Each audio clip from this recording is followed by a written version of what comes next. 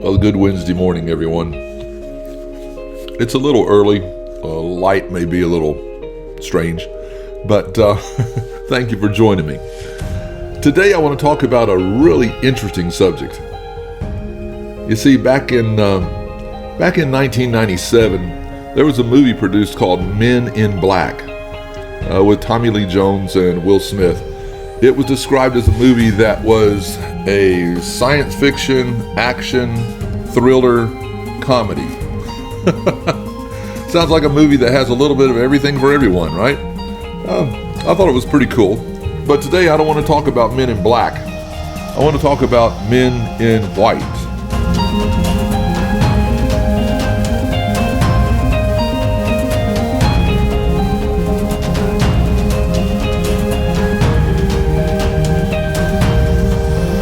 The Bible talks about these guys.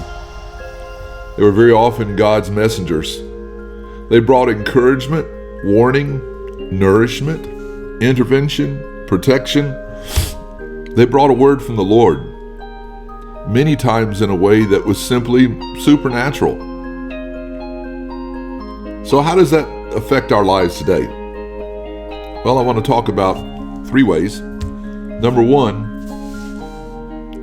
let's talk about scriptural examples that we have. Now, this is not an exhaustive survey, okay? Far from it. There are books that have been written on this subject, many books. This is just a little review of what we see in Scripture and how it affects our lives today. First of all, first chapter of Acts, it talks about the disciples. Here's what it says. They were looking intently into the sky as he was going, that is, Jesus rising up, when suddenly 2 men dressed in white stood beside them. Men of Galilee, they asked, why do you stand here looking into the sky? This same Jesus who has been taken from you into heaven will come back in the same way you have seen him go into heaven.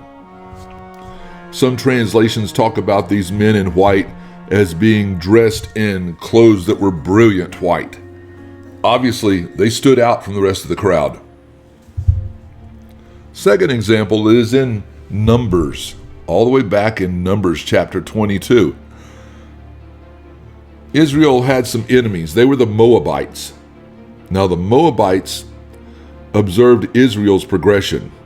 They saw them coming across the land, and they were just moving ahead, and God was blessing them, and they were taking everything. And the Moabite officials knew that they were next. So they went to a pagan prophet by the name of Balaam and offered him a great deal of money to curse the nation of Israel. Because here's what they said, whoever you curse will be cursed, and whoever you bless will be blessed.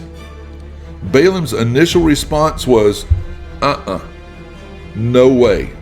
You couldn't pay me enough to curse them. Well, give the guy credit for having a little sense. But God had a plan. He had things in control, and he told Balaam, since these men have come to summon you, go with them, but do only what I tell you.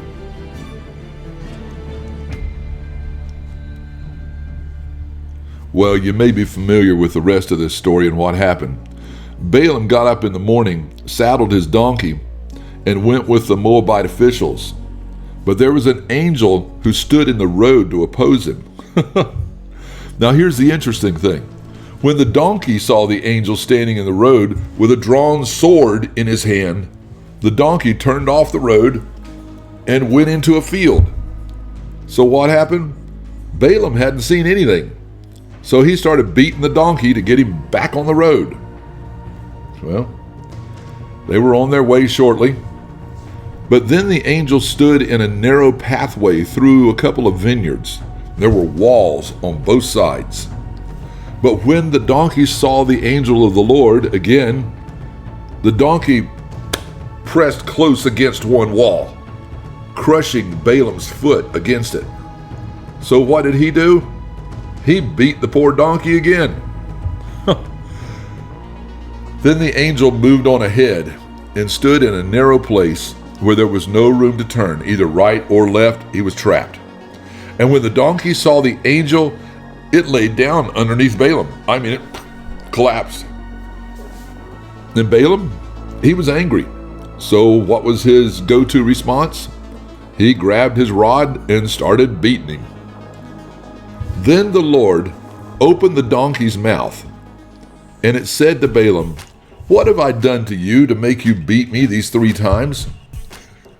Now, if that isn't strange enough to think of a donkey talking fluently with a man, obviously he was talking in the language that Balaam could understand, Balaam answered the donkey. And here's what he said: "You have made a fool of me. If I only had a sword in my hand, I would kill you right now." Balaam was pretty ticked off. But the donkey answered him and said, "Am I not your own donkey, which you have always ridden to this day? Have I been in the habit of doing this to you?" And Balaam had to respond, "No." Then the Lord opened Balaam's eyes, and he saw the angel of the Lord standing in the road with his sword drawn. So he bowed low and fell face down. In other words, flat on his face. There was an angel standing there.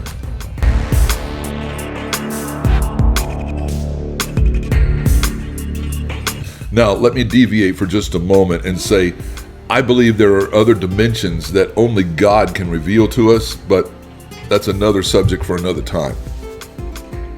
The angel of the Lord asked him, that is, he asked Balaam, "Why have you beaten your donkey these 3 times? I have come here to oppose you because your path is a reckless one before me.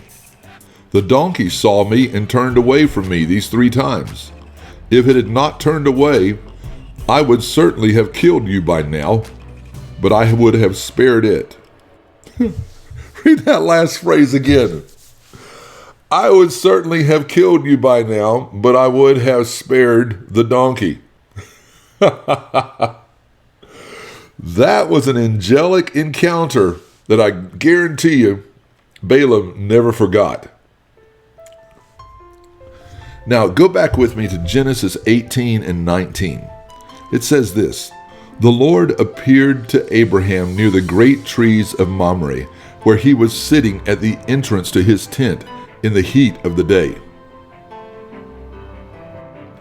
So let me ask you this: how did the Lord appear to Abraham?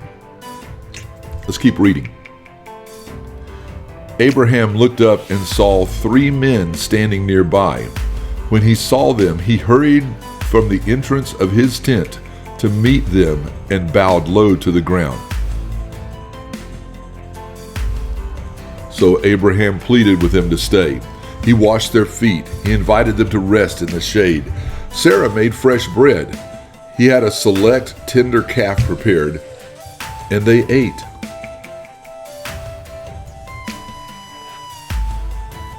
"Where is your wife, Sarah?" they asked him.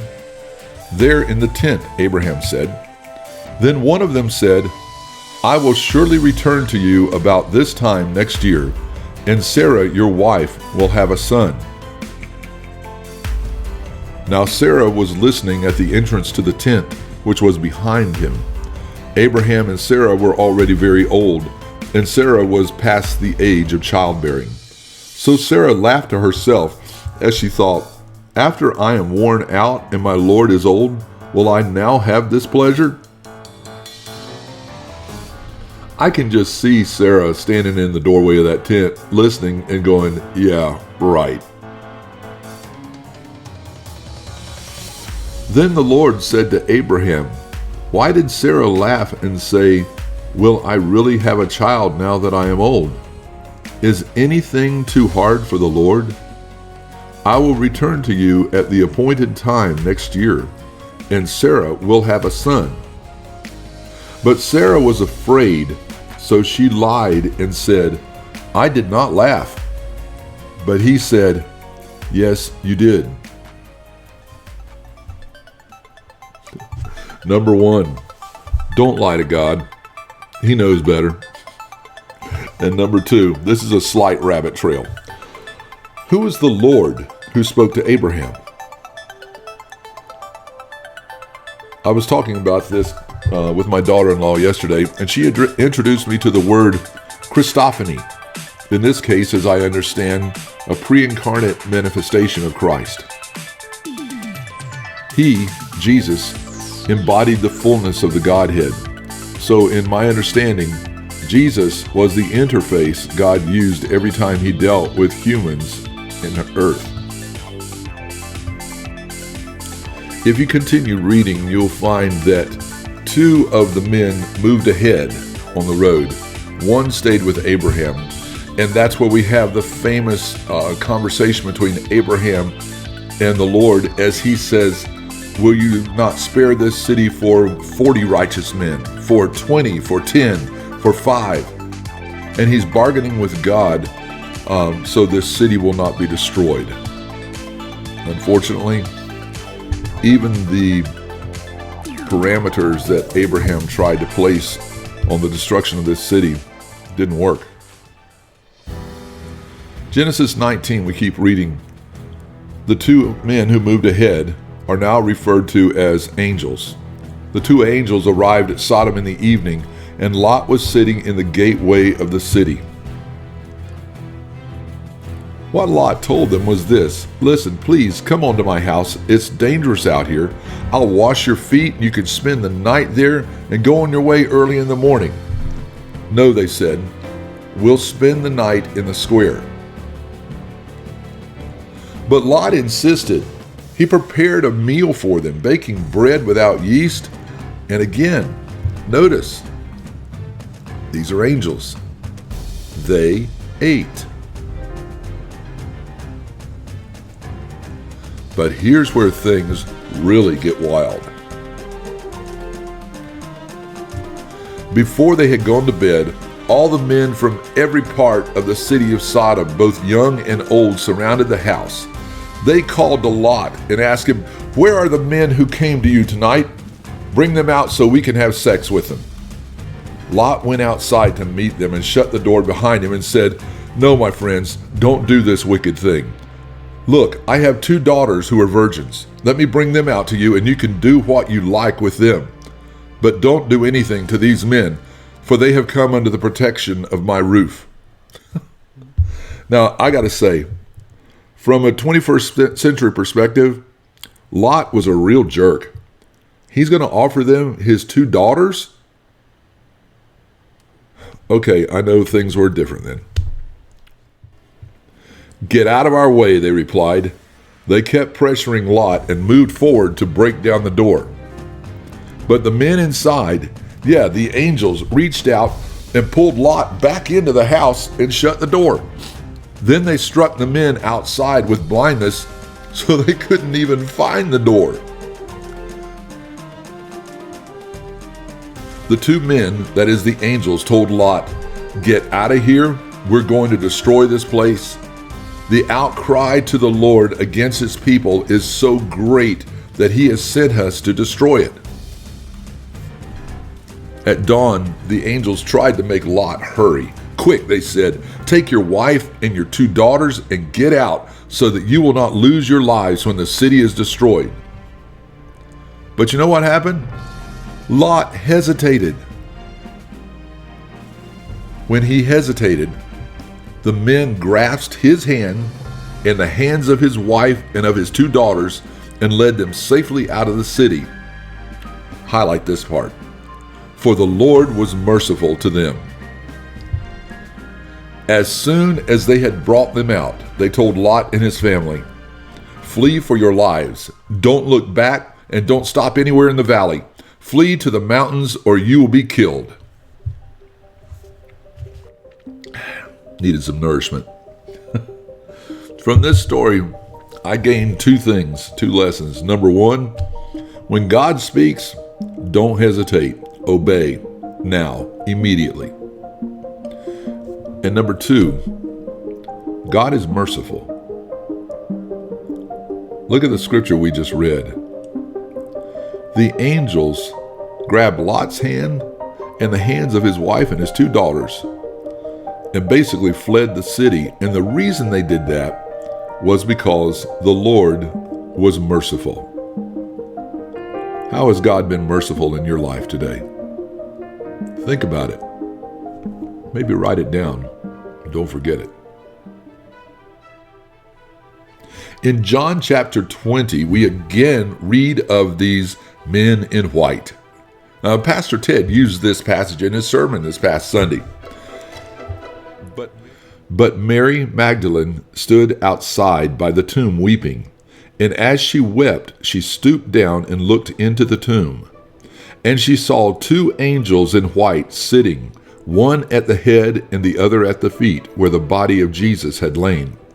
Then they said to her, "Woman, why are you weeping?" And she said to them, "Because they have taken away my Lord, and I do not know where they have laid him." Now when she had said this, she turned around and saw Jesus standing there, and did not know that it was Jesus. If you read ahead a little bit, you'll find out that she thought Jesus was actually the gardener, until he spoke her name, Mary. It's the same voice that spoke the name Mary when she was delivered from the 7 demons. It's the same voice that brought her complete restoration. Of course, she recognized that voice. Then turn back with me to the ever-popular book of Judges. It's okay, look in the table of contents if you need to. Judges chapter 6. The story here is where Israel is again being under the attack of the Midianites. Okay? In chapter 6, the angel of the Lord came and sat down under an oak. Wow. He came and sat down under an oak tree. This was where Gideon was threshing wheat in a wine press to keep it from the Midianites. In other words, he was in a place that was unexpected, doing something that was unusual, trying to protect himself. But when the angel of the Lord appeared to Gideon, he said, "The Lord is with you, mighty warrior." And here was Gideon's response. "Pardon me, but if the Lord is with us, why has all this happened to us? Where are all his wonders that our ancestors told us about when he brought us out of Egypt? But now the Lord has abandoned us and given us into the hand of Midian." Does that question sound familiar to you? I mean, how often have you heard this? If God is so loving, why does he allow bad things to happen? I've heard about the great things God has done, but not here, not now. Sometimes God has a plan that we can't imagine, and we have a role to play.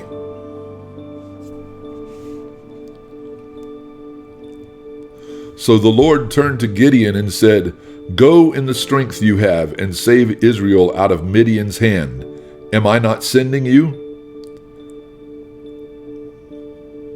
But Gideon, like many of us, was a logical guy.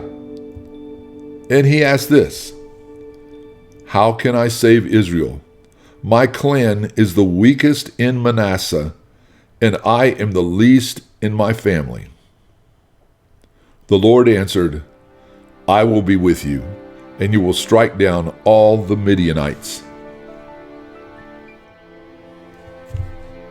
Well, here's a quick lesson from this story. God doesn't always call the most likely choice. He often chooses the weakest of the weak. So when the battle is won, the victory attained, the only credit to be given will be to him, because it was accomplished in his strength, not our own.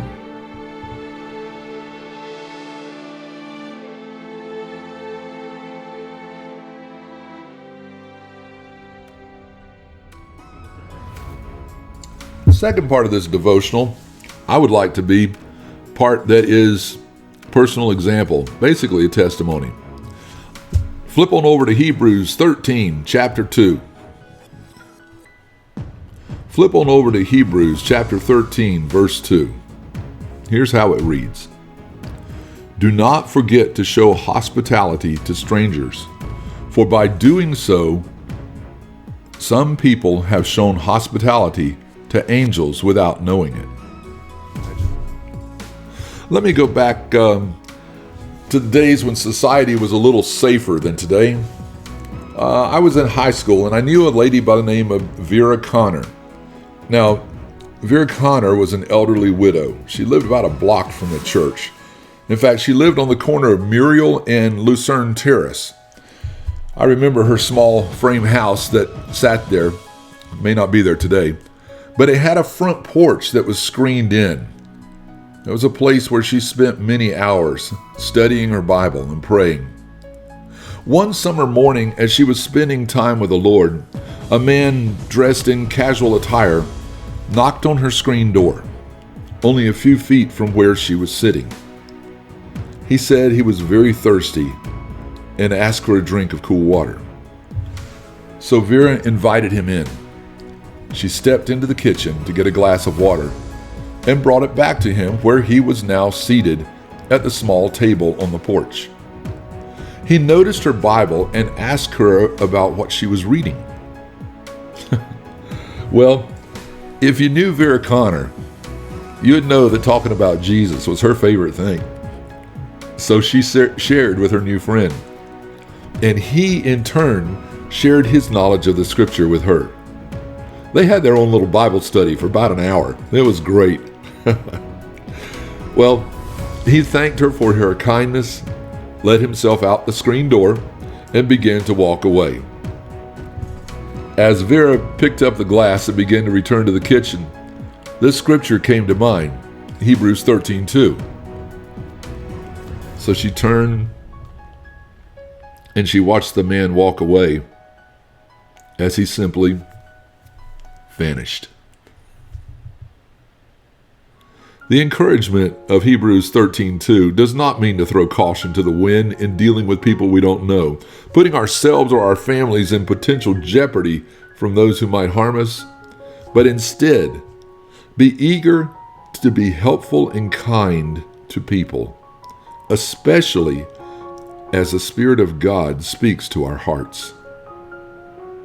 Which leads me to the third perspective I want to talk about today.